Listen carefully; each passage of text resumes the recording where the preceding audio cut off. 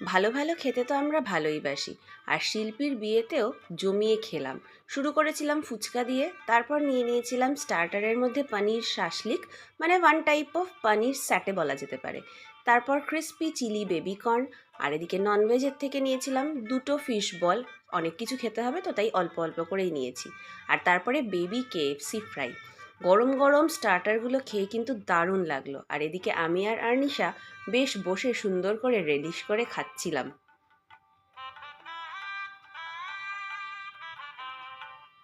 আমরা এদিকে খেতে থাকি, তোমরা ভিডিওটা দেখে লাইক করে চ্যানেলটাকে সাবস্ক্রাইব করো, কিন্তু লোভ দিও না যেন। জোকস অ্যাপার্ট, এদিকে আমাদের আদৃতি বেবিও রেডি হয়ে চলে এসছে। আদৃতির ছোট্ট পেটটা স্টার্টার খেয়েই ভরে যায়, আর ওর ক্রিস্পি চিলি বেবিকর্নটা এতটাই ভালো লেগেছে, একবার খেয়ে ও আবার নিতে চলে গেছে, আর এটা খেয়েই ও মোটামুটি পেট ভরিয়ে নিয়েছে। এরপরে জিলিপিও কিন্তু ছিল।